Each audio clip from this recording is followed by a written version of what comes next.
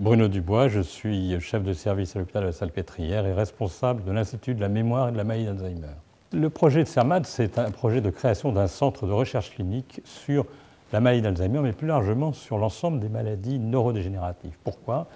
Eh bien parce que nous sommes convaincus que c'est un grand problème d'avenir, puisqu'à cause, ou grâce au vieillissement de la population, on a de plus en plus de gens âgés qui arrivent à l'âge où ces maladies sont fréquentes.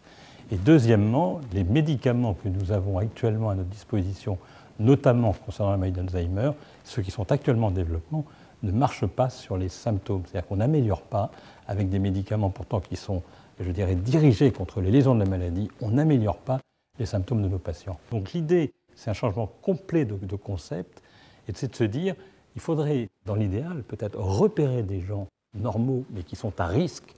Donc il faut définir le risque, voir s'ils ont les lésions et voir l'effet de ces médicaments, s'ils peuvent retarder l'entrée dans la maladie. Car on a montré que si on arrivait à repousser l'entrée dans la maladie, ne serait-ce que de 5 ans, on diminue de 50% le nombre de patients touchés par la maladie. On va pouvoir faire des travaux très intéressants dans le domaine de la recherche de biomarqueurs, puisqu'on va avoir des prélèvements sanguins, on va avoir des prélèvements de toutes sortes.